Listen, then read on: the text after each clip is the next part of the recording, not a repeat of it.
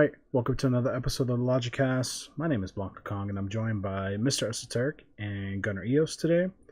And today is going to be another tier list episode. It should be a short one because we're going to be ranking all of the PlayStation consoles, both portable and like home consoles, um, together. So we're going to see, which of these consoles are our favorites, which are the best of the best within the time frame that these consoles came out in.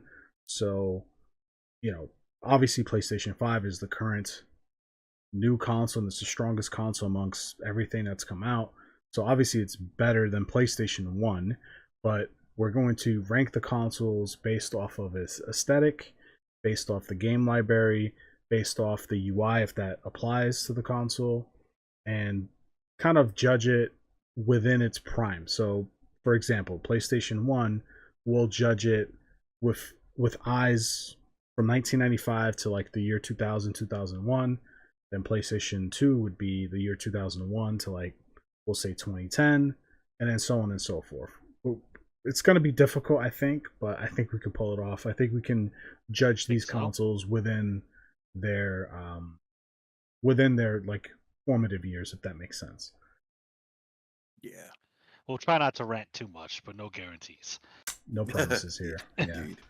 So let's start with the granddaddy, the PlayStation 1.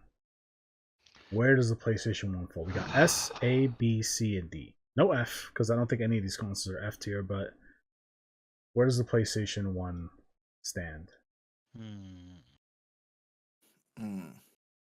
So if we're going by the criteria of the aesthetics, the library, at the end of the day, and personal take, I would personally give it an A. I personally kind of came late to the PlayStation game, so by then the PlayStation was a couple years old. I used to be strictly Nintendo until PlayStation. I got one for Christmas, I believe, and so by time I got to enjoy my PlayStation years, the PlayStation 2 was kind of like the next big thing coming out. So I didn't play a lot, but what I did play, I loved. Mostly, Final Fantasy 9, Final Fantasy 7, Legend of Dragoon, Xenogears. You can see there's a pattern. Tomba. See, I broke the pattern. Parasite Eve. We went back. So I think it had a really good library. From my like small perspective, my little slice of the PlayStation library. Aesthetically, I'm not a big fan of light colored systems. It's just like it's easy to see like the dirt and grime on the controller. So gray is, you can kind of see that, as opposed to where Sony went until PS5 with like black controllers. So sorry. Oh, there we go. Sorry about that. Yeah, Thank you. Yeah. Allergies is the bitch, kids. Let me tell you. So yeah, I personally give PlayStation A. I think it looks fine. Gray's not my favorite color, but it's an iconic color for the PlayStation now. And the library of games, again, even from the small perspective that I played, were great. And I'm still playing ports of them now. So yeah, A for me on the OG PlayStation. Yeah, I would have to agree with Gunnar on that notion of it being an A tier. It was definitely a nice introductory to 3D games such as, Battle Arena Toshinden. You also had a couple of others that was, working on polygons like Final Fantasy 7, very iconic. And you also had like great fighting games as well. You had what was it? The Alpha series. I think it was 1, 2, and 3 that was all on there. It had a very astounding library. It also introduced the, if I'm not mistaken, as well, alongside with the 64, the memory card. where you can actually like save your games and not have to worry about finishing, games in one fell swoop. Very little games had that capability within the cartridge itself. Um, Not to mention, it was one of the very few consoles that had supplied disk, which allowed to hold more data. So it kind of extended on the graphics as well as like the amount of content within the game. Metal Gear Solid being one of them that had like a phenomenal story arc, phenomenal gameplay. Um, I remember being like super amazed by the AI of the enemies, like they're checking where you're going, trying to figure out where you at. Like it was just very mind blowing. Um, I also agree with Gunnar as well in terms of like the aesthetics. The system, like uh, structure wise, it looks cool. I'm into like the box shape and whatnot. But I don't like the color because of the whole cleaning situation. It having dirt on it, and yeah, it was a great system. There was only one flaw that I really recall, and it was always an issue with the eye. Um, that the component that reads the disc. Oh, the Um, laser. yeah, the laser. There was an instance where I had to flip the system upside down to actually allow it to read disc, because I'm guessing like the eye was kind of like maybe falling, Oh like kind of shit. Dreamcast had the imploding in same itself. problem. Yeah. Yeah, I've never experienced it with the Dreamcast, but I definitely did with the PlayStation 1, and it was a bit annoying to see the system upside down like that. Um but aside from that, overall, definitely give it an A. It was a great, let me not even say great. It was an excellent attempt at dealing with the unknown waters of 3D gaming, enhanced graphics, and you know, just providing everything that it did provide for us. And also, not to mention that Nintendo kind of dicked them over on the deal, and they came up with That's this as how a the respectable PlayStation cost. was born. Yeah. Yeah, so kudos to them. Oh, also, real quick before I give it to Kong, the PlayStation was also a high quality CD player, which was pretty big at the time because That's CD right. players were kind of expensive. That's right. Yeah, so the PlayStation 1 has a special place in my heart. It's one of the first consoles that I owned myself. Like, I can say this is my console, not the family console, not a hand me down, but my console. I got mine's in 1999. Nice. Christmas of 99, I believe, or 98. Whichever year Resident Evil 3 Nemesis came out, because that was one of the first games I got for it. Um, I think this console was the start of everything. I mean, it was literally the start of the PlayStation brand. But for me, it was like um, the start of. It wasn't the start of my hobby with gaming, but like it was the start of like my obsession with gaming. Like when I was exposed to the PlayStation, it blew me away. And Yeah. I did go to school for game design, and my first experiences with the PlayStation um, made me decide that I wanted to pursue that as a career.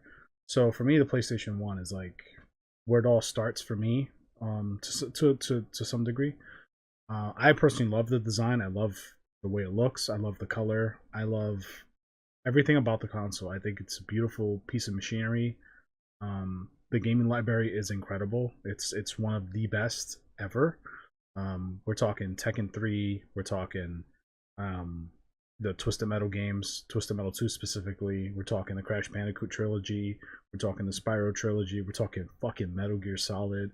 We're talking, I'm not a JRPG guy, but like I know Final Fantasy 7, 8, and 9 were huge. Yeah. Legend of Dragoon, like this console, and even the sports games, like this was the first major console, or one of the first, because Sega Saturn was out there before the PlayStation technically, but you know Yeah.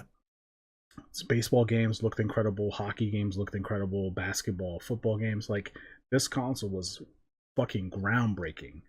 um I It's my favorite console.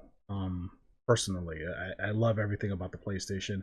Mega Man Legends, Mega Man 8, Dino Crisis, the Resident Evil franchise, Silent Hill franchise. Like the Yeah. PlayStation console is a fucking juggernaut. So, my heart wants to put it in S tier, honestly. But I think there's another console on this list that Yeah, that kind of takes is that spot. that's why. Um, That's why I said it was like the blueprint of. so yeah, it's the blueprint of greatness. The PlayStation One is fucking amazing, and the games, while they're not, they haven't held up well and they haven't aged well, because this is the first console to, one of the first consoles to explore 3D graphics. Yeah. It's hard. It can be hard to play. You know, from a control aspect, also from a aesthetic aspect. I get that, but if you can get past that, the uh, the games are still very well designed and are still fun to play if you can get past some rough controls or some rough graphics. So PlayStation One to me is S tier, but like I can concede with an A for sure. Yeah, I would say the PlayStation 1 would get more of its glory and appreciation. Uh, for people, to me, I would say like for people to appreciate the system in its entirety, it's one of those systems like you had to be there. You had to be there at launch and see its growth from the time that it was released till the time that it was no longer, utilized, so to speak, before they Supported, they yeah. yeah, before they move forward to the next one. But it definitely was a phenomenal system. I had the same sentiments of putting it as S, but let's be serious. I'm pretty sure unanimously there's another system within here, arguably the only system that's going to be deemed S tier tonight, in my opinion. So, All right. So with that being said, we'll quickly talk about the PlayStation One, as in the second model, the smaller white model that was compatible with the flippable like 4-inch TV. I'm gonna put it right next to the original console because the hardware is pretty much the same. And as a kid, when I saw the TV attachment with this Bro, model of the same. PlayStation One, I lost my shit. I was I like, really I wanted it. have to have that, and I never got it. Unfortunately, I had a cousin or like a friend of the family who had one, and I was just like obsessed. And I was using it, and I was like, "Oh my god, this is so cool!" Like I'm playing my PlayStation. Like it was like how people felt when they first played the Nintendo Switch. Like, wow, I'm playing console level experiences on the go, like in the corner. I can go anywhere. That's what the PlayStation One with the Yeah. TV felt like back in '99 or 2000 or whenever this thing came yeah. out. I wanted it. I never got it. I could get it today, but it doesn't have the same umph that it would have had 20 years ago. Um, but yeah, I'm gonna put it right next to the original PlayStation because Fundamentally the same thing. it's the That's same fair. thing. Yeah. So you Yeah, guys have any let's. notes on that? I guess I would also add, and correct me if I'm wrong, because this is a vague memory, but if I'm not mistaken, I believe that later on in the PlayStation One's like lifeline, they started implementing the analog sticks for it. Yeah. Yeah. Yeah. I forget Yeah. which game had it first, but I know the director's cut of I think Resident Evil 2, no Resident Evil 1, had compatibility with the analog sticks, and that was a part of the original PlayStation. Yeah. And then Yeah, the I think so. PlayStation One remake, Yeah, the remodel had it like baked in. It was like a part of the package deal. So yeah, yeah, because I remember initially the very first controllers they didn't have analog sticks. It was no, until later on. No, they did not. Yeah. yeah, Yeah. that's correct. All right, so moving on. The PlayStation 2. Let's stop playing S tier. S Yep. tier. S Yep. tier. This console Yep. is Yep. it's everything the PlayStation 1 is and was plus more. Which is Yes. insane. It's insanity because I mean, first of all, the PlayStation 2 was backwards compatible. So Yep. everything you could play on Yep. PlayStation 1, you could play on the PS2. So the PS2 automatically just replaces your PlayStation 1 for that mere fact, right? Plus, the PlayStation 2 library is even more impressive than the PS1 library. Yep. And then the quality of the games felt like it felt like a gigantic leap forward. Yep. To me at least, like just from texture standpoint to control standpoint to voiceover work standpoint to music standpoint. I mean, let's talk about some of the games like Shadow of the Colossus. Like that game to me, if you want to show somebody how powerful the PS2 was, Shadow Colossus I think is one of, if not the most impressive game running on a PS2 hardware. Shadow Colossus is an incredible game, but it's also it's from just a design standpoint, it's an experience, but like from a technical standpoint, it's like impressive that a game like that can run on a system that old. Considering we have games coming out now that can barely run on the PS5 hardware. It's like, yeah, but like go ahead. yeah. Go ahead. No, I agree with that with Shadow of the Colossus. Unfortunately, I came late to the game with it. I've seen like gameplay of it on the P2, but I came late, in which that I played it on the P5, the remastered or like remade version of it. I would say a game that really showed the performance of the PS2 was Final Fantasy X. Like that game with the whole like the CGI of the cutscenes and whatnot, like that blew my mind away. They also introduced the Kingdom Hearts series. Yep. They had the Bouncer, Fight for New York, which was an amazing game. I at first, I thought it was like, I mean, let's be real, it definitely was a very gimmick game in terms of like what it was introduced as, but the mechanics were phenomenal, and it took like different rappers and whatnot, like people who didn't even know much about rap. It took these characters and made them. It made people want to know who they were. The music was on point. The like the acting. It was just great, man. It was just great. Then they took the Tekken series on a whole new level.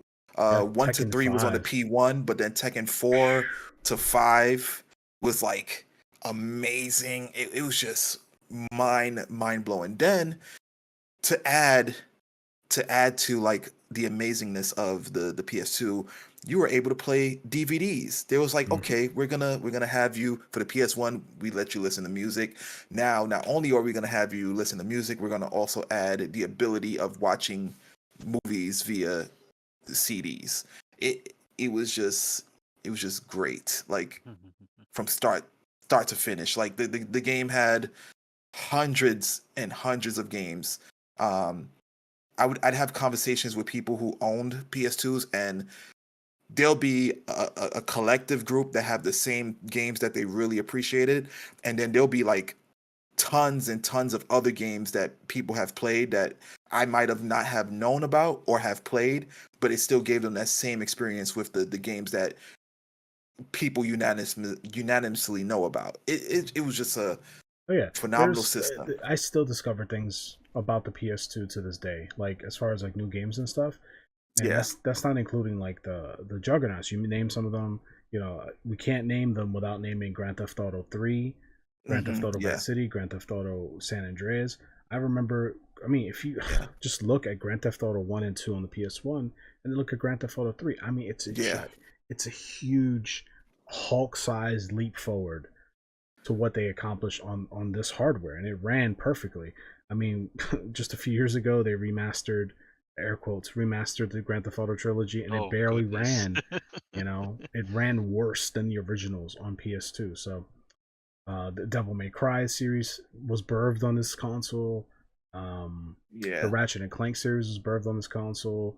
Jack and Daxter, Sly Cooper, God of War series. Like the PS2 was, I mean, if the PS1 was a juggernaut, the PS2 was just like Galactus. Like it was just like everybody had truly something a to play golden on that system. Yeah, it was perfect. It is the best console. I think the best console in history. I will give it to that. Like right behind it, I would say the Super Nintendo.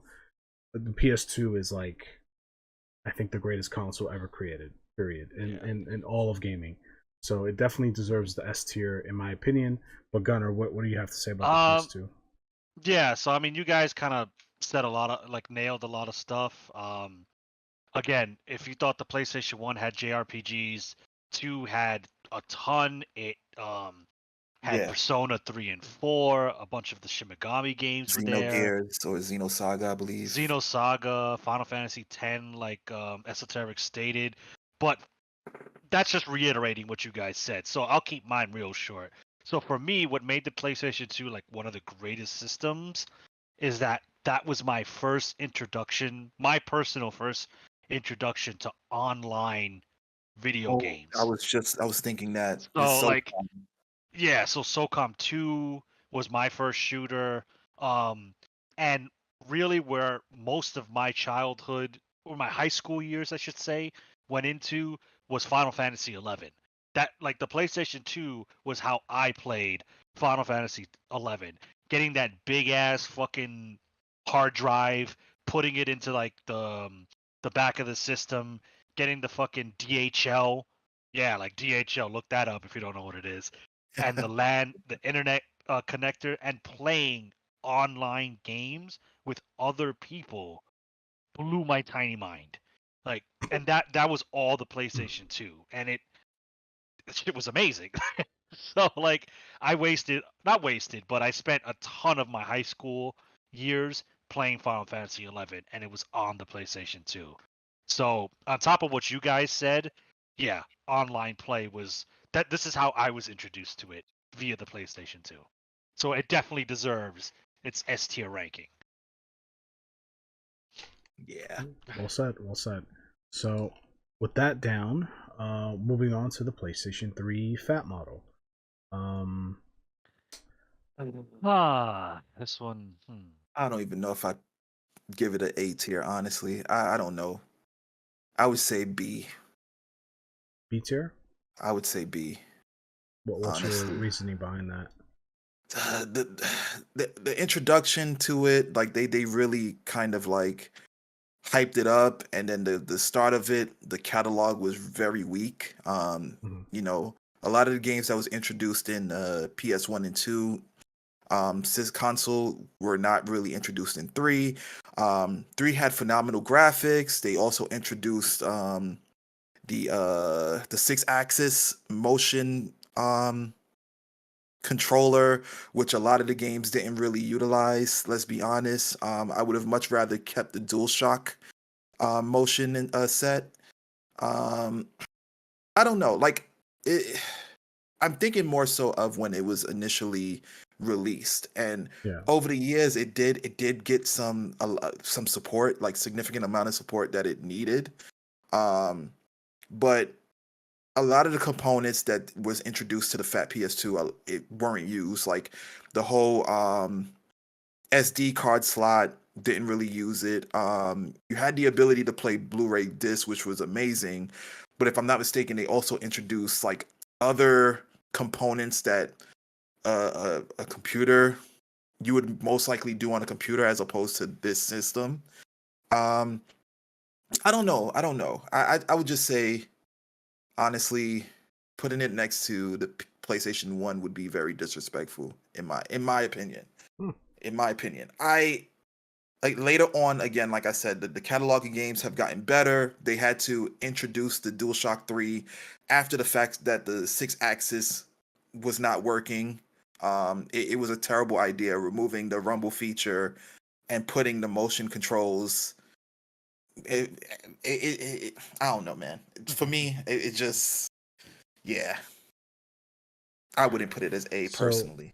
for me, I'm leaning to putting it to A. I mean, everything you said is valid. It did have a weak launch. It did have a weak window launch window for sure. And this console, we're talking about the original PS3, the Fat. Um, there was two versions. There was like the backwards compatible one, and then the ones that didn't have backwards compatibility. Hmm. Um, so I'm gonna kind of talk about them, together as a package deal. Um, Hmm. so yeah, the PS3 Fat for the for at least 50% of them, I guess, were backwards compatible. So you had access to PS2 and PS1 games, as well as PS3 games, DVDs, CDs, and Blu-rays. So like this to me was like a mega media machine. So Yeah. that's a plus in its favor. Negatives, I'll say that the controller, I was never a fan of the PS3 controller. I always thought it was very light and kind of fragile. Um, it felt more fragile than the PS2 controller, which is odd. But however, the controller, this was the first wireless um, lithium battery controller that came with a console. I think that's a big deal. That's a good point. That's a This Yeah, was the first that's console to true. introduce that, so I think that bumps it up in my opinion.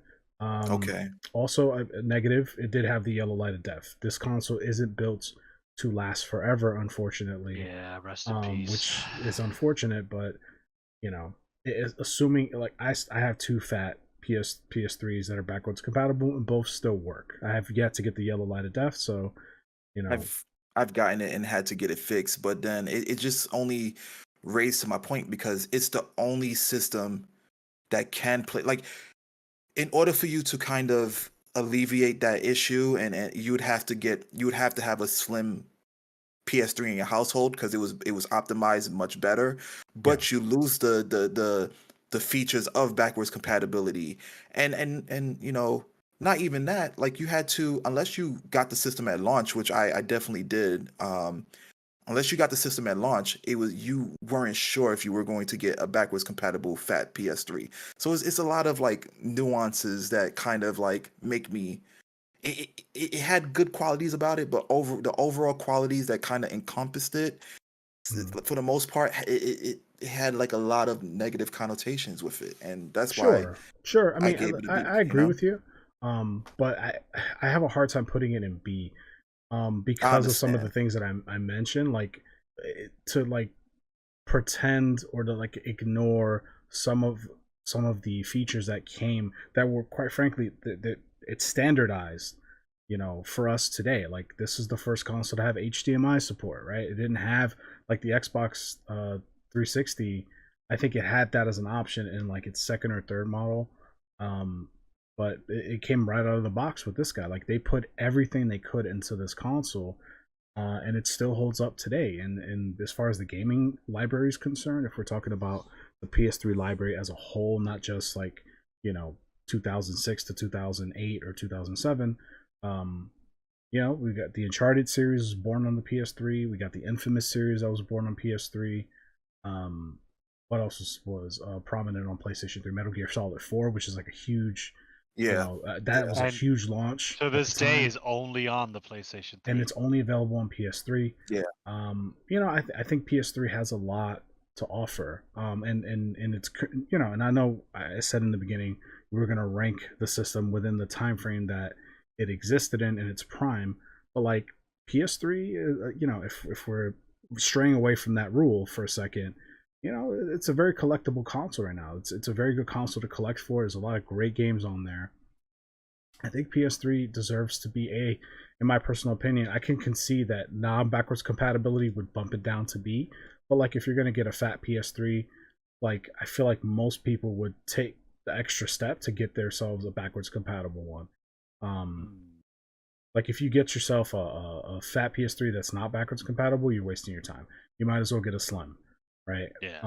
But Yeah. I'm going under the assumption that the backwards compatibility is here. So for me, in my heart, it's an A tier. But I'll let Yeah, I can concede with the A, given that it did, as you stated, it did introduce a lot of groundbreaking things that are being utilized today. Like it shifted gears and it did not play safe and kind of maneuvered itself to do things that kind of revolutionized the gaming sphere in general. So I can kind of let go of those other things because honestly speaking, if you're gonna buy a new system, chances are your intentions are not to play old games. You're looking for that new experience. So for them to have backwards compatibility is just icing on the cake. So yeah, I can let that well, go. and before I let Gunner go, Okay.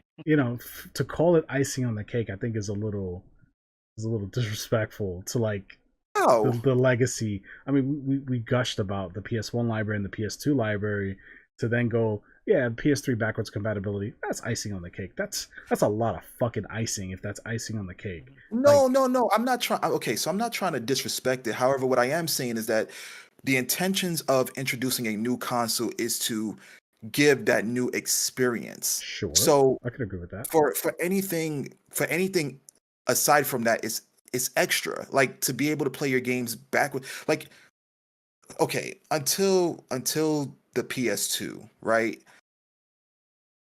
Consumer, in my opinion, consumers' intentions were never to, oh, I'm gonna buy this new console so I can play old games. It's always been, I want this new console because I want the new experiences. I want the new stuff that's being introduced with this Hmm. console. I could So agree with that's why that. I say it's icing on the cake, because it's like not only do we deliver you a new experience, we're also allowing you to have that nostalgic experience that you had for our other systems, which they did not honestly have to do.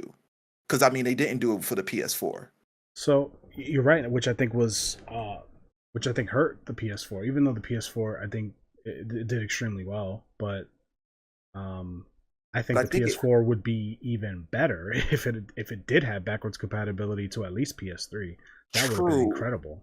true, but I think the reason why it hurt the PS4 is because Sony has set the tone of giving us this for all their launch systems. You know what I'm saying? There's like, okay, if Mm. they didn't do it with the PS2, if they didn't give backwards compatibility for the PS2, I don't think anyone would have cared about the PS3 not having it or the PS4. So they kind of set the tone and then decided to take that tone away from us, which kind of, in my opinion, made us kind of a little salty about it for the Sure. PS4. Which is why the PS2 sits here at the very tippy top.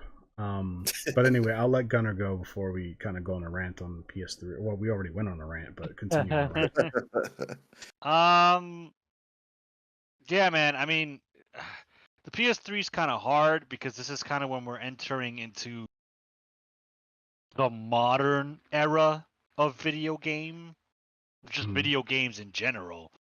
This is when kind of like online shops, online digital marketplaces have started to become more prominent. PlayStation and in the Xbox era. I think this is my personal opinion. This is when we started straying into the realm of our console's beefier. It has all these cool things and blah blah blah, and that kind of became a focal point as opposed to what like experiences and what quality games can we provide you. Mhm. I think this is also one where there's a distinct difference between the base model and the slim, because if anybody knows anything about the PlayStation history, the fucking thing released at $600, which not Yeah. even the PlayStation 5 hit that price point because it was filled with a bunch of useless like micro SD card slots. All these slots. I loved 4 USBs, but you didn't need 4 USBs. So it ballooned the price to $600, which is a lot for your average consumer to get, and why the PlayStation 3 kind of hurt, and why a lot of people jumped ship to the 360 during that time period. And its But scarcity as well. yeah, I mean, it was hard to find, and I think what kind of pulled PlayStation from the brink and ended up letting it win, quote unquote, that generation's console war was the Slim, right? The Slim Mhm. was obviously slimmer. Um, it it stabilized the price point to a more affordable price for the average consumer, and that's when they kind of like hit their stride with the games, in my opinion. Yeah, definitely. Mhm. So, I mean, I don't know if you guys will agree, but I think I would put the base model PlayStation 3 in B and the Slim in A, because I think this is the one point where they are fundamentally they're Different. different.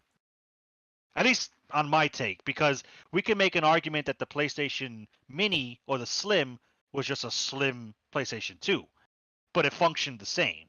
The Yeah. Right. PS1 is just, I guess, a slimmer PlayStation, but functioned the same. But I think with the PlayStation 3, we hit a very distinct difference where the original PlayStation has its issues, but the PlayStation 3 is what kind of, I don't want to say saved, but revitalized the Sony brand and the PlayStation Oh, brand for a definitely. lot of people. So the PlayStation 3 Slim, I think, definitely deserves to be higher than the original model. Now, for me, the original model, what makes me want to keep it an A, mind you, I forgot to mention this. PlayStation 3 also had free online play. That was pretty huge. Oh yeah, yeah. True. That's huge, right? Whereas in Microsoft or on Xbox, you had to pay, for Xbox Live Gold.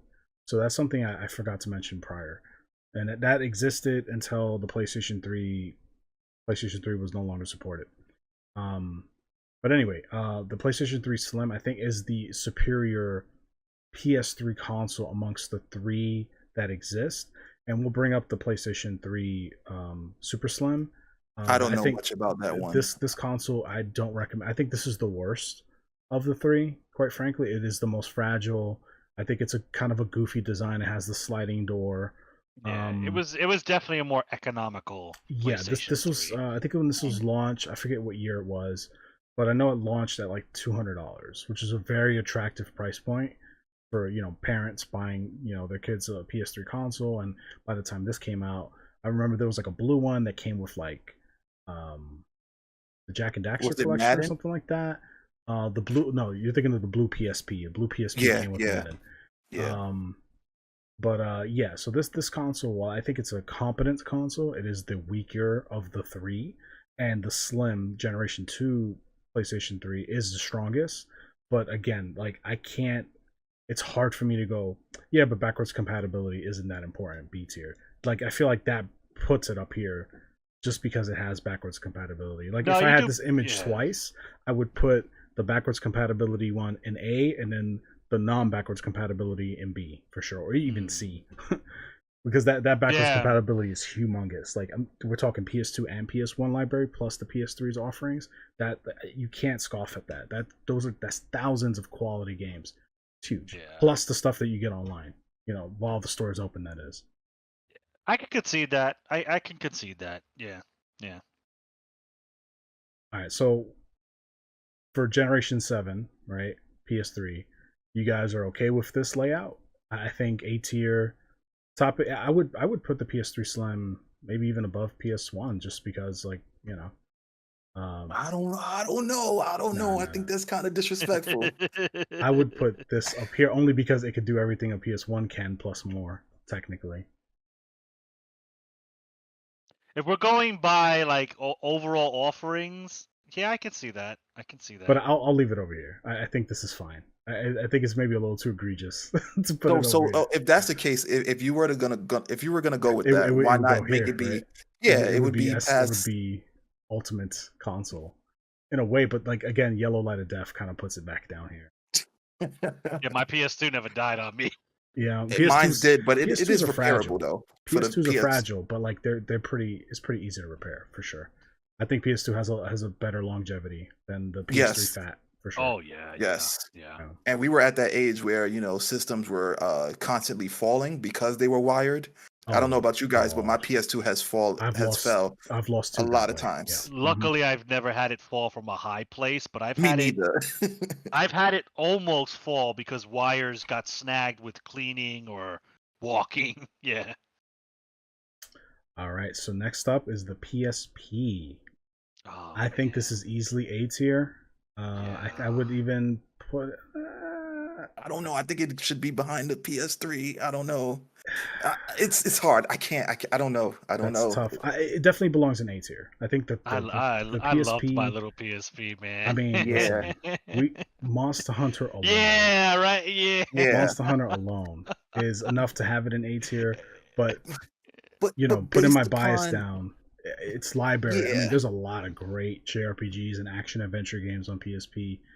They even tried to like emulate console level experiences on PSP with games like Dante's Inferno. Mhm. So the PSP was incredible.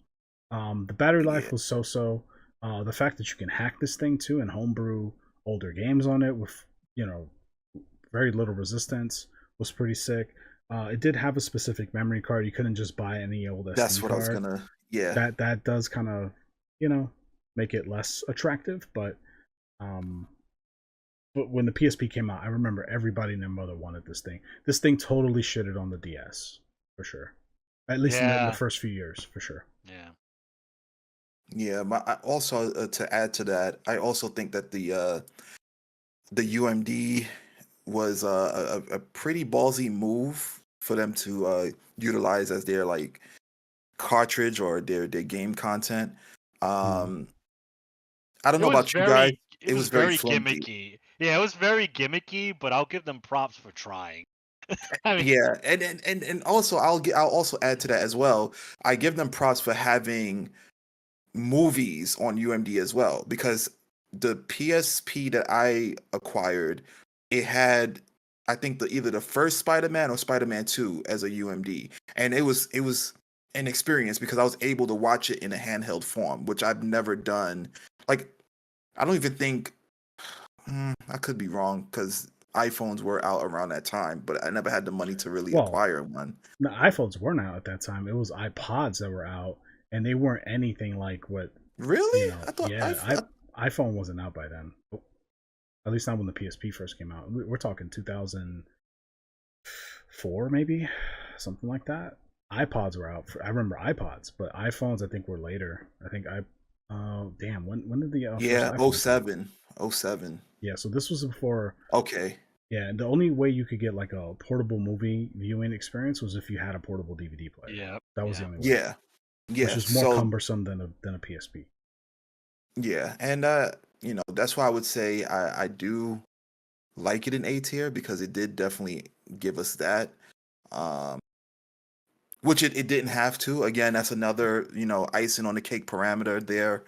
Um but this is just Sony with their first ever handheld trying to introduce new things and allow, gamers to have an overall experience. Because I think what they try to like kind of transition from is excuse me, is from having their systems be primarily game consoles to like an overall computer experience. Like, oh, you want to watch Netflix, here's use the PS3 as opposed to having a smart TV. Or if you want to watch DVDs, you got the PS2, music for PS1. And then now with the portable, it's like, although the cartridges were proprietary, it wasn't like you could um take whatever existing DVD you had and pump it into the PSP, but you did have the capabilities of acquiring said movie and watching it on the go. So it was pretty cool. And you can also treat it as a Walkman as well because it did have media capabilities for music as well. Mm-hmm. So True. Yeah, you could upload movies straight to the memory card as well as music videos and music files, photos, things of that nature. So it was a multimedia device and essentially. and one more thing I would like to add too. Mm-hmm. I think it was also, correct me if I'm wrong, um it was integrated with the PS3 where you can actually play games with it as a controller. And then it also had its own like set for certain games. It had its own set mechanics if you were to utilize the PSP as well. I don't know if you could use it as a controller. I know the Vita had that ability. I don't remember the PSP having that because it did lack the second analog stick to be able to do that effectively. I know you can connect it and you could do like ad hoc on there. Yes, yeah. That I Oh definitely yeah. remember. But using it as a second controller, I don't recall. I know the Vita could do that for sure. But yeah, the PSP was a great handheld console. I think it still holds up today. I still get people asking me about PSPs to this very day. So, Gunnar, do you have any thoughts on PSP? Um, I think it's I think it's where it belongs. PSP at the time there were only two handhelds. There was the DS from Nintendo, and there was the PSP from Sony. And Sony was kind of marketed as more of the adult handheld system, whereas Nintendo was kind of marketed towards kids. Um, so Sony had more of like I guess the adult games. There was like they brought over a Killzone game. They brought over a Resistance game. Those were some of Sony's big IPs at the time. God of War also made his way to the PSP. They had There great was collections too. They had like yeah, Capcom classic collections, the Metal Gear, not Metal Gear. Well, they had Metal Gear games on there for Metal sure. Gear, Peace yeah, Walker. Metal Gear Acid, I Peace was gonna Walker. mention Metal Slug. They had like the Metal Slug collection, Castlevania collection. They had a lot of great, good shit on there, man. It was Yeah, PSP was awesome. so Yeah. yeah, I enjoyed my PSP a lot. Uh, yeah, I mean, you guys kind of hit all the major points for the most part, but yeah, I think A is appropriate for where it is. At least the PSP. Yeah. All right, so now moving on to the PlayStation Vita, the Oh, 1000 model, and this console, I think, hardware-wise, is incredible. It's a beautiful piece of machinery, and I think they had a lot of cool ideas with it, like the touch screen and the Yeah. back touch panel. This had two analog sticks as well. They did maintain the proprietary memory card, which I think was a mistake. However, the gaming library really drags for this console. Has a very weak library in comparison to the PSP. To me, it belongs in the top of B tier. That's where I would put it. And then the Vita 2000 model, or like the slimmer model, would be like right behind it, because I think the original 1000 model is superior. It does have the OLED screen. It does feel more sturdy, more heftier, which I like weight. So this is where I would put this stuff. What do you guys think of the Vita? Based on what you've stated, I can definitely see that. For the game library, I don't really have a dog in this fight because I have very little games for the Vita. And I at believe that you. time, because it was like, okay, dealing with the proprietary memory card, which was, if you wanted a good amount of gigs, it was a shit ton of money. It almost would cost as much as the console if you were looking for something big. 150. Yeah. Um, and also, at that time when the Vita was launched, there were bigger games coming on the. It was it the 3DS at that time. The timeline escapes me. I think this came out either in 2012 or 2013, one of those years. And I think the 3DS either came out or was coming out. I think the 3DS was after this, technically. Yes, I think they were still on like the new like the whatever was the souped up The DS at the DSi time. or something like that. Yeah, I believe DSi was like the latest before they switched over to 3DS. Man, listen, our college years was like is all jumbled up, man. I just remember significant games that were being played during that. Man, I remember like what was Monster Hunter on? Yeah, but it was Monster Hunter, then it was Street Fighter, then we had Smash Brothers time, then we had like the Soul series. So we played quite a few, like we had quite a few phases. So we even went back in time and were playing like time splitters and old school games back then too. So we jumped when it came to So the different. Vita, I mean, I bought it at launch because I worked at GameStop Me at the too. time, Me too. and I so I was like, nah, I'm not gonna get it. But then I saw it, and I was like, ooh, this console looks amazing because it just looks like a sexier PSP. And I bought the Vita with like I think it was like an 8 GB memory card. I bought Army Corps from Yeah. Hell and Uncharted Golden Abyss. Yeah. which I thought was a fucking awesome Vita It game. was. It That's one was. of the best Vita games on here. And yeah, don't get me wrong. Like the Vita has great games. Gravity Rush was really good. Unit 13 was pretty solid. The Killzone game on here was really good. They had great titles, but they were spread out really far. Like we're talking a year Yeah. apart, and they didn't have a lot of third-party support. So And unfortunately, the Vita just Sony and then Sony kind of dropped abandoned support it. for it. Yeah. They abandoned So Yeah. it just kind of went the way of the dinosaur. And I know it's expensive to collect for Vita now, but um, and it's unfortunate because I think the Vita was again a beautiful piece of machinery. I think the Vita was what might have inspired Nintendo to create the Wii U, which then became the Nintendo Switch.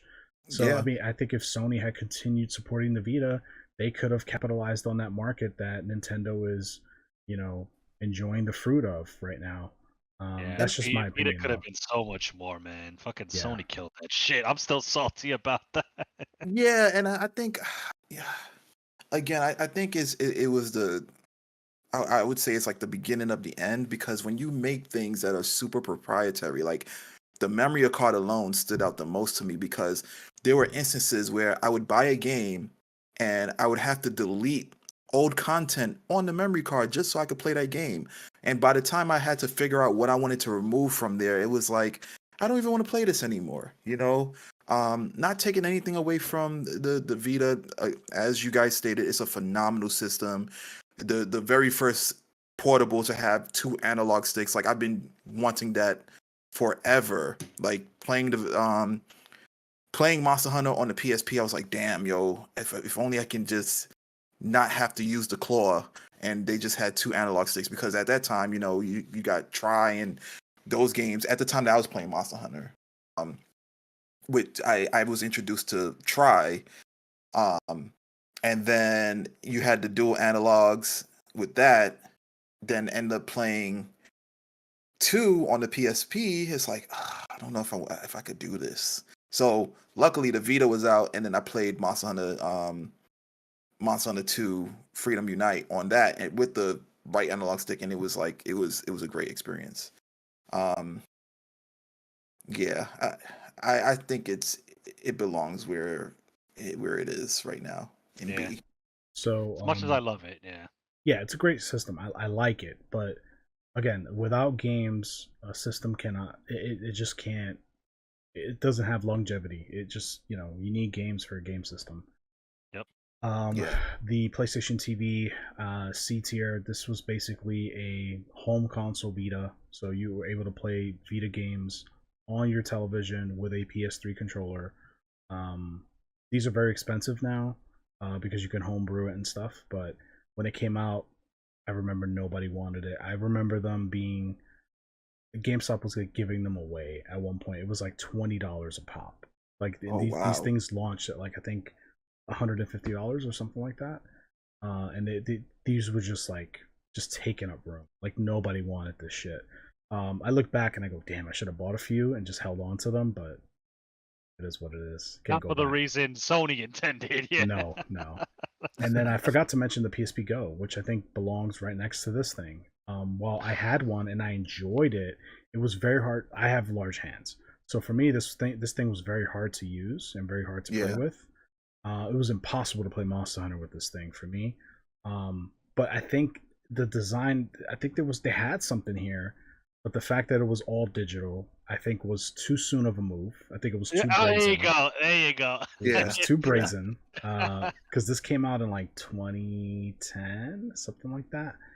And again, the machine itself, beautiful piece of machinery. I think the PSP Go, I think its I ain't gonna lie, concept is I love great. flicking that thing. That Yeah, thing. it felt good to flick open, man, and the buttons were nice and everything, but like, it was too small I and all digital. It was rough. It was a rough time. Yeah, I think it was, given their pattern. I think this was a slap in the face, because typically when they introduce a newer version of an existing console, they usually have something that people who had the old console can kind of gravitate towards. And if I have all these physical games, what the hell am I going to do with this?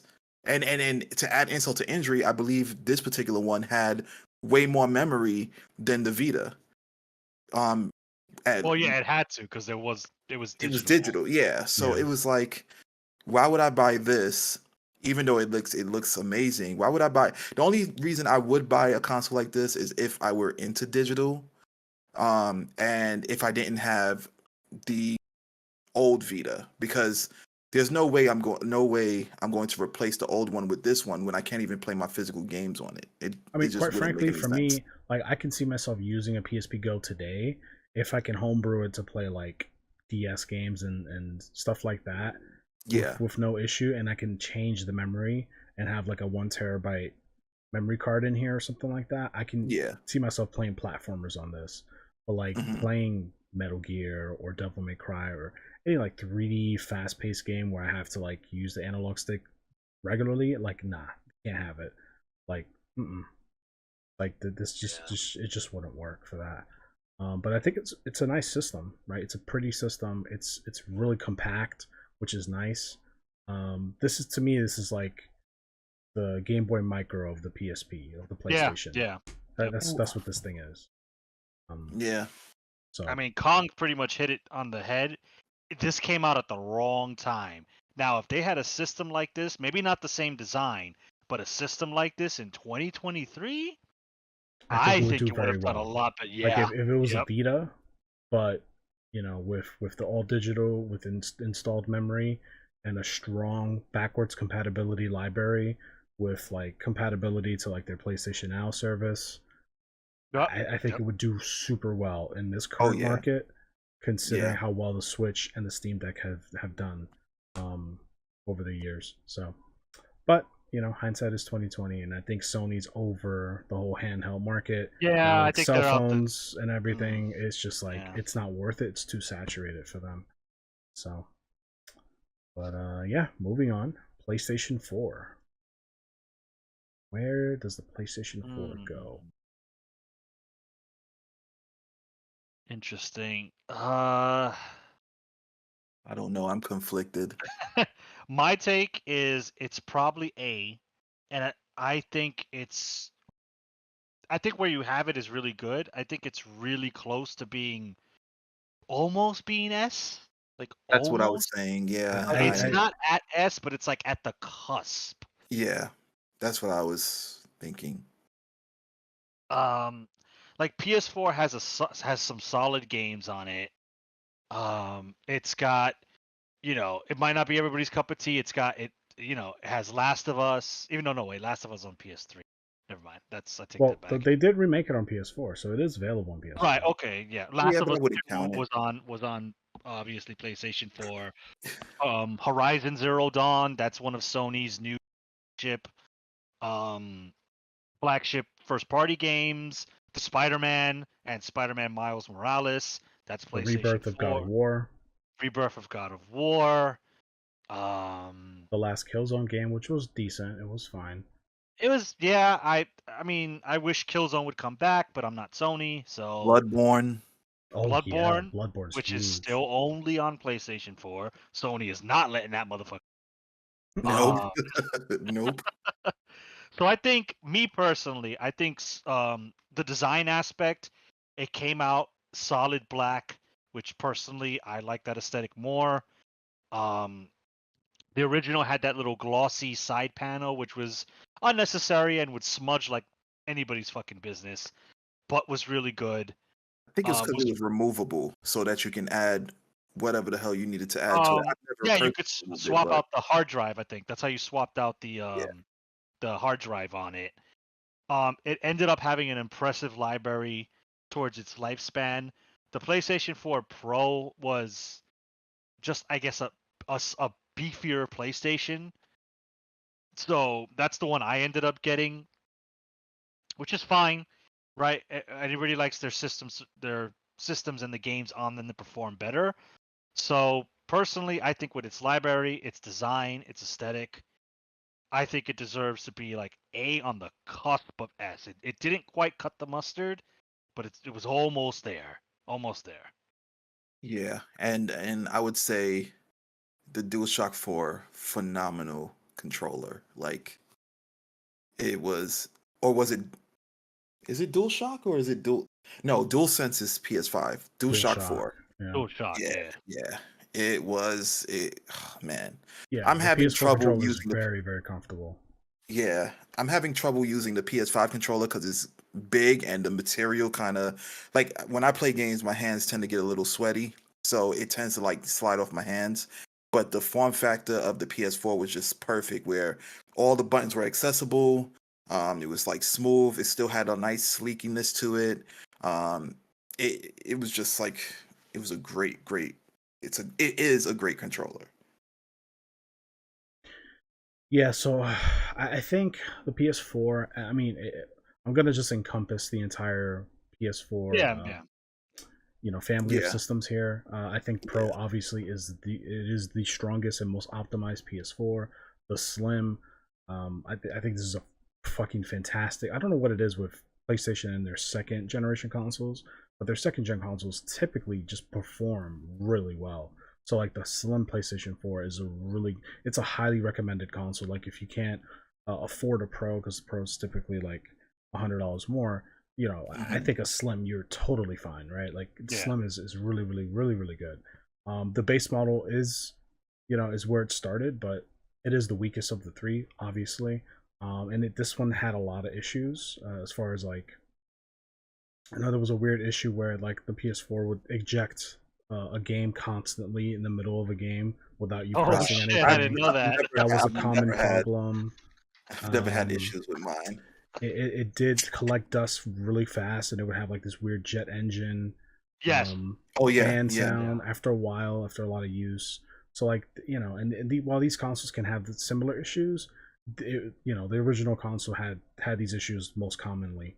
So and this was hard to like get open and fix. Whereas the Slim, you can pop the top panel here and you can clean the fan yourself. So like I think that was a great feature for the Slim model. And then the Pro, I think the Pro with the triple layered cakes model, it just performs better, has more breathing room. So like this is the top tier. You talked about the DualShock control, excuse me. It introduced the touchpad, right? That was a new feature that was not a part of the PS3 generation, and no other console has even touched this idea yet, right? The new Xboxes don't have a touch panel at all. Nintendo hasn't touched this idea. This is exclusive to the PS4 and PS5. This being basically like a makeshift like mouse and keyboard kind of like control feature, which was pretty interesting. The controller feels great. I think these are really durable, way more durable than the PS5 controllers. That's for fucking sure. Really? Oh yeah. I think if you ask anybody, PS4 is superior to PS5 controllers as far as durability and longevity is concerned. 100%. Oh, I don't know. I I didn't know that there were any like real issues with like aside for me personally the PS5 controller is just a little too big, but I didn't think that durability wise that it's stick drift is a major capital M major problem PS5 controllers. But we'll get to that when we get to PS5. The PS4 library, like they still have games coming out for it. It still has support to this very day. That's why I still have mine. And I think the library rivals the library of the PS2. Like it's right up there. As far as like volume and quality, there's a lot of good shit on PS4.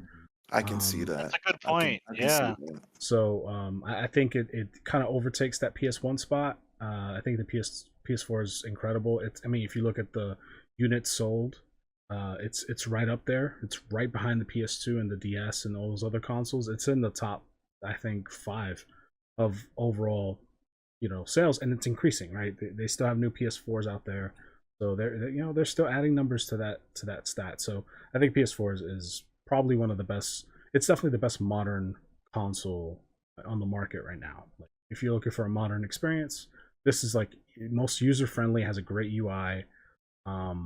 You do have to pay for your online, which is unfortunate, but you do get like a lot of perks with the PlayStation Plus program, free games and discounts and things like that. I think PS4 is incredible. So any other like final thoughts on PS4 before we move on to the VR, which I think is going to be a quick conversation? PS4 is great. I'm still using mine. So well, yeah. All right, yeah, me too. I got my Monster Hunter World PS4, and she's looking great. Not using my 4, but I am still playing PS4 games on the 5. So we'll get to the likely reason why soon. It's almost like there aren't PS5 games. I'm sorry, I'm getting ahead of myself. So the VR, I'm putting it in D tier. I bought it when it first came out, and I think it's an eye-opening experience when you first try it on, but the novelty wears off very, very, very fast. I think the games are low quality.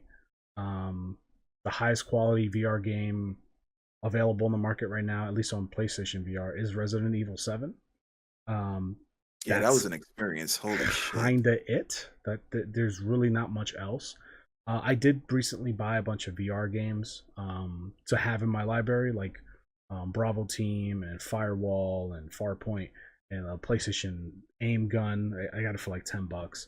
I decided to pick that stuff up because I know it's going to go up in value in time, and I want to just have it so that if I wanted to experience it, I can without having to pay an arm and a leg for all the peripherals.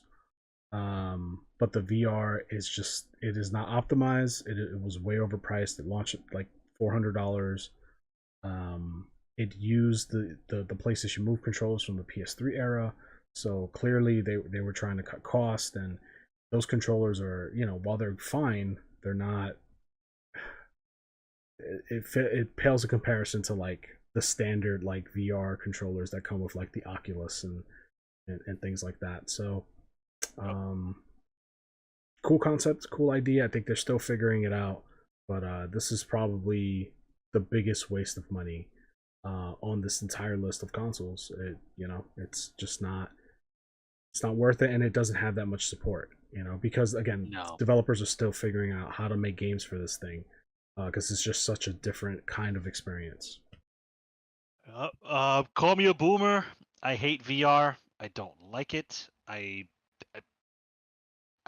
don't enjoy VR games. I've tried different VR experiences. It's just not for me. This thing looks cumbersome. It fits well. Like I tried it because Esoteric had it, so I tried it, and it fits well. And I'm not the one that I don't suffer from like motion sickness like some people do. For some people, this thing doesn't exist because they'll literally vomit. But it does give me a headache after a while. Oh yeah. Mm-hmm. Yeah. I know you're not supposed to play VR for that long, but it's just like, why am I gonna purposely invite a headache? That doesn't seem smart. I don't like my senses being blocked off, and that's what you need for VR. Not a fan of that. So no, thank you. Kong already stated that there just really aren't a lot of game experiences. That's part of the reason for that is because VR is still new, and it's hard to replicate like God of War in the VR sense. I think Resident Evil 7 was the perfect game for it. It's a first-person game. It's slow, methodical, so that kind of like that was a shoe-in for VR. But to pay that much money for one game, nah, dog. And the setup that you needed, because didn't you need to use this? Didn't you need to use like the PlayStation 4 as kind of like a pseudo power source to power Oh, the dude, the PSVR? setting this thing up was a fucking chore. Yeah. It Yeah. came with like, 5 different cables that you had to hook up properly. It was like 2 HDMI cables, a power cable, processor box. It was just a Yeah. lot of shit. Like when we first got it, when it first came out, me and Esoteric were still roommates at the time, and Wolf had came and he had visited at the time. He was still living in the city, and That's we when were all Gunner tried playing it it. as well. Yeah. Okay, so then Gunner was there, and we all played it and stuff, and it was fun. It was an experience, but after that, like we never touched it again. It was just so it's a pain in the ass to hook up, which I know they changed. I think the VR2 just came out, and I think they addressed a lot of those issues. I would hope so. And that's great for those who want to explore that option, but I'm not interested in spending $550 on a VR2. So, well, thanks. That's how much. Oh my. That's how much it God. costs. Whoa, that's almost as much as the PlayStation 5. It's actually more expensive than the PS5. Get out of So here. yeah. So anyway, uh, yeah, it's a pain in the ass to hook up. There's not a lot of games for it, and the games that do exist for it, aren't that great, quite frankly. Some games are really difficult to play, like Eve, the space shooter game. Gran Turismo on this is a fucking like. If you want to throw up, if you really want or need to throw up, play Gran Turismo on this fucking thing. You'll throw up. Yeah, it's really only good for Resident Evil 7, and I know they're working on a Resident Evil 8 VR version as well, so that'll be cool for Oh those who my want God! to Played explore. that werewolf scene. Oh no. Yeah, I'm. so that's the thing. I mean, I played 7, and I was experiencing a little bit of headaches, which is my issue with VR. It's like, yes, when it comes to games, you're not supposed to spend hours at a time playing. However, it's the complete opposite because, as all of us are here, we're very passionate about games, especially the ones that we enjoy. We'll literally sit here until our asses pretty much fall off. So that kind of the VR kind of like contradicts that in a way. And also it was a console that requires adequate space. Like, living in New York, you don't really have enough space. Like there's this shit all over, the size of rooms are like cardboard boxes, so it's hard to maneuver as you wish, you know what I'm saying? And another thing too is that it's way too gimmicky. Like primarily most of the things that you're going to get with the VR just has to be first person shooters unless it had like a movie capability where like the predecessors, like the older models of the PlayStation, you can watch a movie in 3D with the VR headset. I think that would be interesting. However, again, we primarily buy systems, video game systems, to play video games. I mean, if So you're gonna do all of that, just watch a regular movie on your television. It's like, true, but people want that. Sometimes people want that experience. They want to be able to imagine themselves touching. Like, I wouldn't mind watching a Pixar movie in VR. Like, I wouldn't watch a real movie in VR. Those are a waste of time. I've tried it, but like CGI movies, you know, I think it'll be an interesting experience. But overall, they yeah, it was a nice attempt, but they should have really thought about. I think as an entertainment device, it just falls short, and I think it could be a great educational device. Like if they had stuff where like you can learn about historical events or conflicts, and you can be able to kind of see and look around and really absorb what that might have felt like. I think that would be an interesting Yeah, thing. Something like that, or nature documentaries. Like I remember playing that shark game. That was like, oof, that was scary to me because I'm fearful of water and everything that lives under hmm there. So like that would have been interesting too. More experiences like that.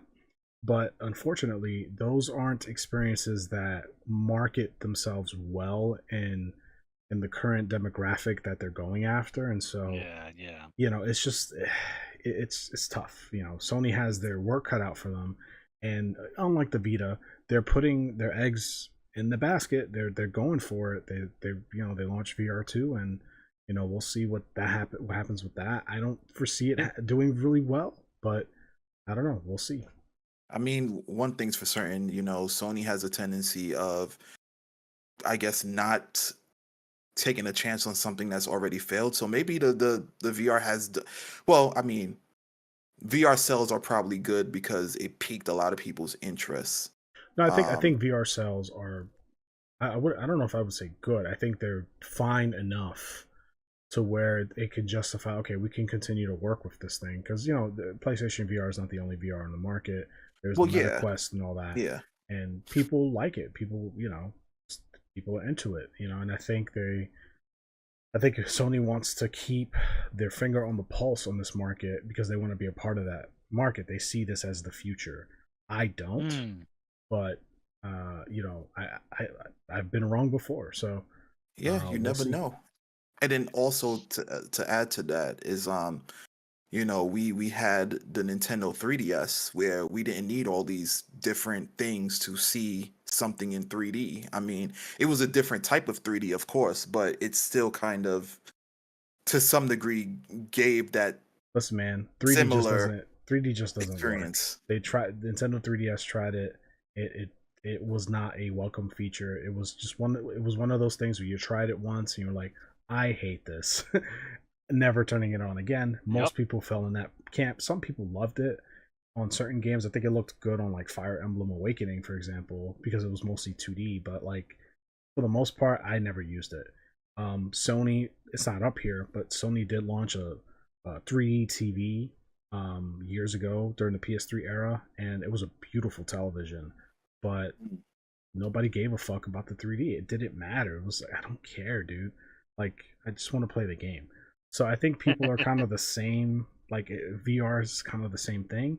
But they're, we're a bunch of boomers. We're a bunch of old guys who grew up from the time, fucking prehistoric era. So, they're not marketing it to us. They're marketing it to the younger generation, and the younger generation is a little more open minded to this stuff. So Yeah, you're right about that. Yeah. Yeah, because the games they play currently are more simulations as opposed to actual gameplay. But that's another story for another day. Yeah, let's not get into that can of worms. So last but not least, PlayStation 5. Bum. So Even though Yes. it's premature, Correct. even though it's premature, it definitely would have to be. I will put it in the here. B. I think the PS5 is, from a technical standpoint, it's a very strong system. I think I mean, I've played with it. It loads things incredibly fast, and the games look great on it. I think that the UI works because it's basically the PS4 UI, so that's great. I personally am not a big fan of the controller. I think the controller is a little slippery. It's a little cumbersome. It's bulky, but not in the way that the Xbox controller is bulky, where it fits in my hand okay. It feels similar to like the Duke controller. Not as egregious, but like the Duke controller is like the original Xbox controller, the first one, the one the size of a spaceship. Yeah.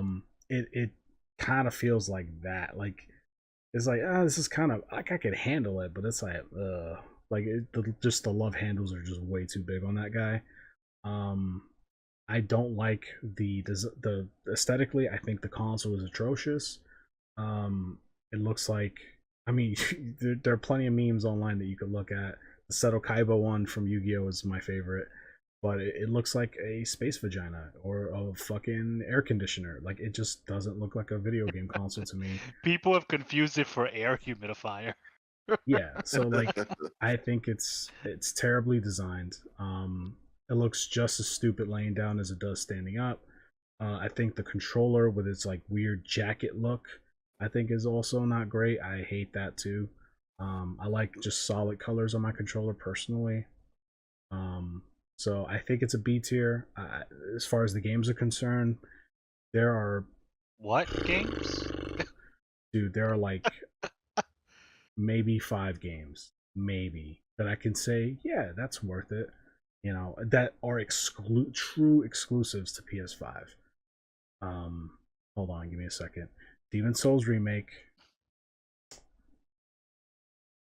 Returnal. Yeah. No, wait, that's Which incorrect. is coming to PC. So there you go. Yep. Yeah, that's why I didn't name it. Yeah, but I mean, I'll give it to Ratchet. A lot of Clank. games. Yeah, I was gonna say a lot of games that were exclusive to consoles. There's a lot of those games are coming out to PC. Like, I mean, God of War, which is supposed to be a Sony exclusive, is going to it went to PC as well. Last of Us, I don't know. I just have a hard time justifying. I think the console is super goofy. I really dislike this console. I really, really do.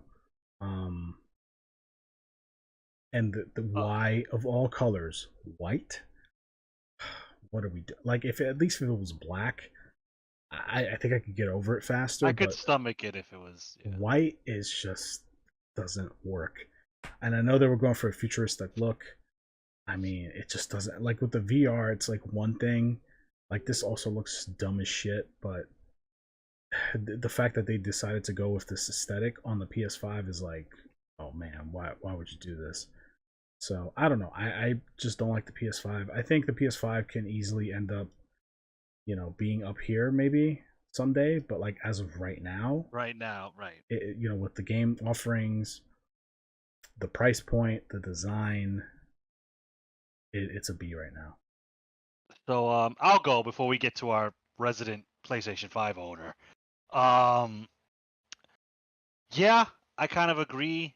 Well, I will give the PlayStation 5 the benefit of the doubt. It did come out during, let's just say, a bad time for the world. Mhm. And I think that definitely did have an impact. It's not the sole reason, but it definitely did have an impact on getting the damn thing, for one. This thing was like fucking the shiny Pokemon of video game system for a good couple months. Couple of That could years, be, really. yeah, years. Sorry, yeah, sorry. That whole time period just blend together for me. Um, you had the situation going on in the world. You had scalpers being dicks. Um, it was nigh impossible to find this console. So I'll give them that. But if we take that away and look at what is on offer now, Kong said it. There's only a handful of games that are exclusive to the console that justify buying it. I mean, now it's starting to speed up. Now we're Yeah, we're starting gonna to get Final see. Fantasy 16 and in a little Right. bit. Yeah. So there's You stuff know, in the pipeline, but yeah, me personally, there's a Warhammer game coming out that I will probably not get the system for because I have a family member that owns it. So I'll buy a PlayStation 5 game, but I'm not buying a PlayStation 5 yet. Um, so yeah, it's coming, but it's just like a lot of PlayStation 5 games that probably would have convinced people to buy the system also dropped on the 4. I mean, I might have been convinced to buy a PlayStation 5 to play Resident Evil 4. But guess what? The 4 remake was on PlayStation 4. Horizon 2, PlayStation 4. God of War 2, PlayStation 4. It's like, bro, why do I have to buy your console if if you're releasing your heavy hitters on last gen system? Now, I is it I'm sorry to interject, but I think it again. I think the reason why they went that way was to your point where, you know, it wasn't a lot of inclusivity in terms of like a lot of people weren't able to acquire the system, so to kind of appease the audience that was incapable of getting it, they kind of ported it to the well, PS4. That's my guess. let's not paint Sony as a saint to Oh no, absolutely not. capitalize on the market that they've created with the PS4, because at the end of the day it's about money. They didn't want to leave any money on the table, and so they wanted to make sure that PS4 owners that either didn't want to jump to PS5 or couldn't jump to PS5 still had access to the software, because again, Sony would rather make more sales than less sales. So yeah. No, absolutely. But I do believe that if more units were sold, or if they were able to produce more units, that they would have went with the notion of not putting it on the four, because I feel God of War and Horizon were two, very heavy hitters on the PS4 that people would acquire a PS5 just to play those games. I I, don't doubt it. Yeah. so I feel that the reason why they did not do that is simply because they didn't have enough systems to go around, which ultimately made them push it to the PS4. I mean, if I was an early adopter of the PlayStation 5, that would upset me. And I've read articles where early adopters are like, "Bro, why did I get this system?" Which again, Sony never held a gun to them and said, "Buy the PlayStation 5 now." But it's just like what advantages an early adopter would have was lost because like we Yeah. said, a lot of the big hitters were also available on PlayStation 4. So it's just like, why get a PlayStation 5 right now? I mean, again, the justification is now starting to pick up, but we're in what, year 3 of the Mm-hmm. system's life? And it's just like, bro, there are rumors of a new model or a slim version on the horizon. So it's just like, I mean, if I was an early adopter, I'd be upset. I personally would be pissed if I got the PlayStation 5 when it came out. Oh yeah, absolutely. I mean, me being a resident owner, as Gunnar so eloquently put it, I am a little, upset about it. I was excited to get Demon Souls because I kind of missed it on the PS3 or whatever, but I could have spent at most maybe $80 just to get a copy of Demon Souls to play on the 3, as opposed to getting the 5 and playing the newer version of it. I Like, I'm mean, not. you wouldn't have spent even that much. Probably not. I don't know how. I know Demon Souls is a very well-known game amongst gamers, and I just don't know the rarity of that particular one. Um, and the PS3 games that I were interested in, they were up there in value. So I just assumed it would follow the same thing. But yeah, I'm not big on super graphics or whatever. Like I don't care for that. That's not my. Let me not say I don't care about it.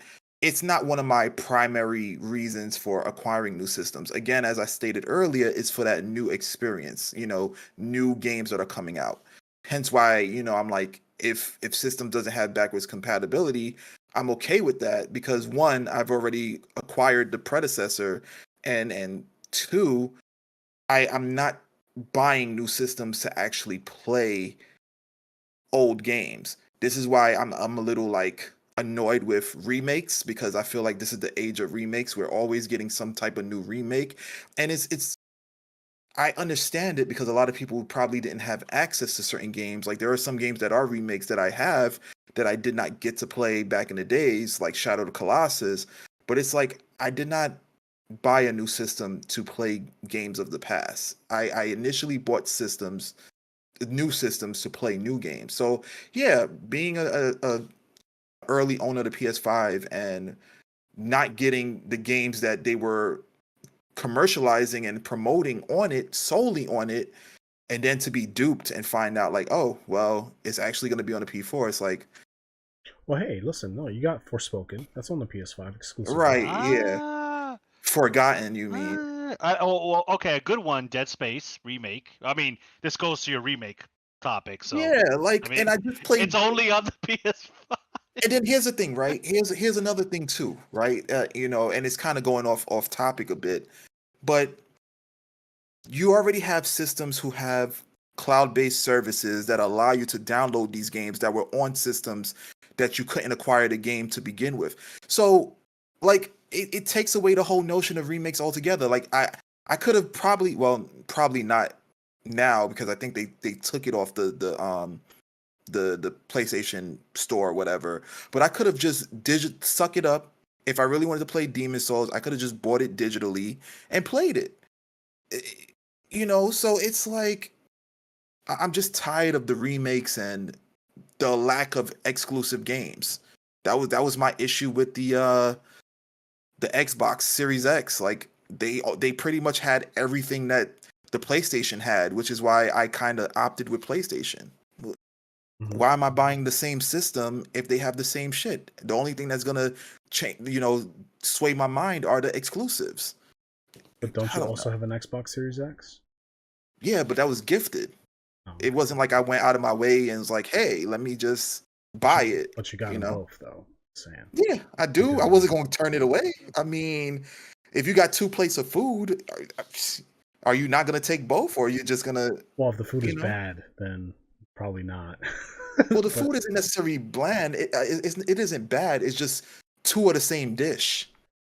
let's just say there's not a lot of salt or seasoning in said food. But anyway, yeah, I think the PS5 is where it belongs right now. I'm sure it'll Yeah, go up. It It will will. go It, up it has as potential. It as has as it, as absolute it potential. gains more games. Um, but yeah, aesthetically doesn't work.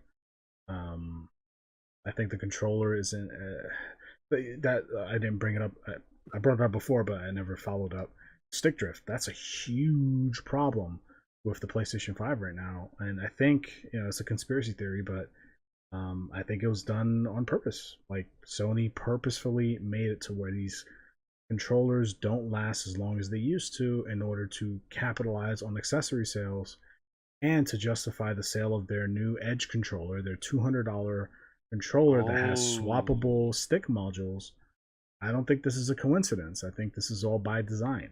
And I think that's pretty shitty and pretty scummy, um, considering that the PlayStation 5 is selling really well. And I think there's a shortage on controllers now. It's like really hard to find a new controller, um, in like retailers.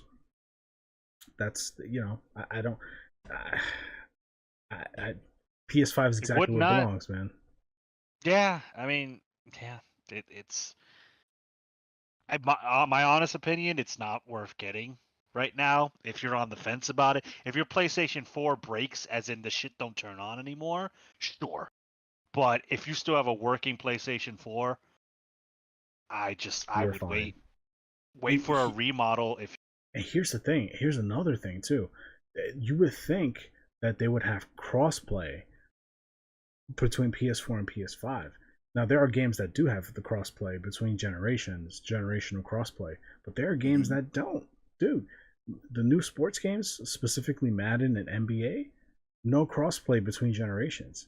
If your friends are on PS4 and you're on PS5, you ain't playing together. That's super intentional. That's crazy to me. So it's a lot of egregious, business tactics in order to kind of force people's hands to upgrade. I don't respect it, man. And for that reason, I'm not buying the space vagina. I'm just not. Well, I have a question in regards to that, right?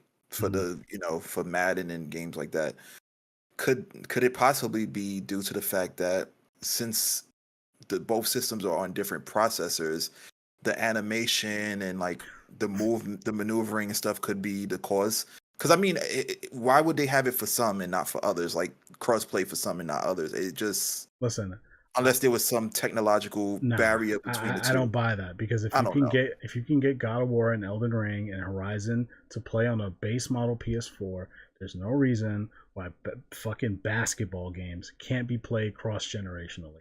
There's no technical excuse that you can give me or anybody can give me that can justify that. There's no shot. I don't buy it. Can't.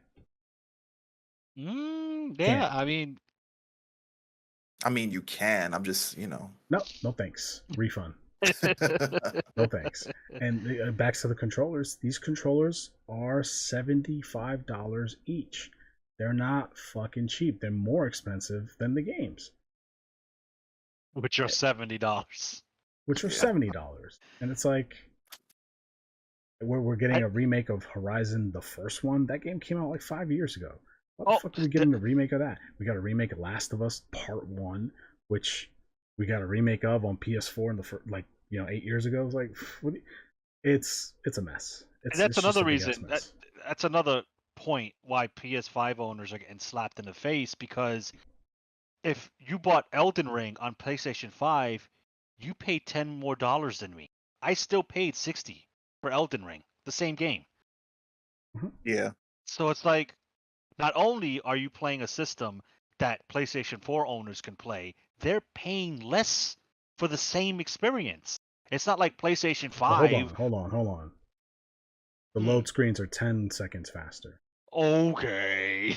I mean, Hey, I mean, you guys, when I was streaming, you guys were shitting on me about that. So, I mean, no time granted, to. do I want a PlayStation 5's load time when it came to Monster Hunter World? Yeah, because fucking I'm sitting there 3 years from now loading into a Quest, but I mean, the price Is that differential? worth $500? Absolutely not. No, it isn't. Absolutely. I mean, and take it from the guy whose main system is the Switch, right? Come on, I'm not the target audience for the PlayStation 5. I'm just kind of not. As when it comes to like processing power, graphics, 4K resolution, bro, I play the Switch. Come on, you got to do something better for me. You have to do something better than just it looks really nice, it loads fast. Oh, and I forgot to mention, the PlayStation 5 has less memory than the PlayStation 4 Pro. It has 800 gigabytes based, which Yeah, doesn't count the operating system deduction. So it yeah, has and the Pro less has a memory. terabyte. It has less memory than the Pro and the slim 1 terabyte console. Sony is just penny pinching and shaving and trimming the fat at every corner, fucking over the consumer. So like again, I can't support it. I just can't. I hate the way the console looks. I hate the business practices behind the console.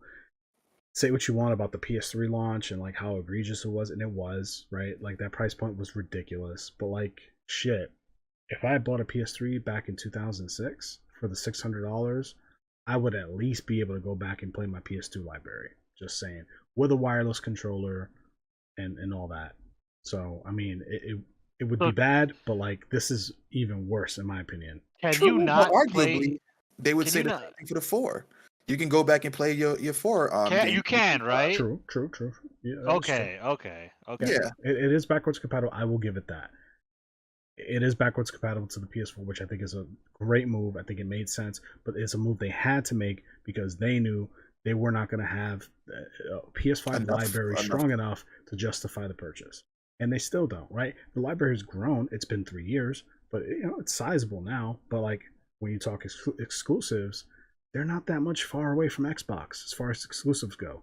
They don't have that much more, really. If you really look at it, you really start counting.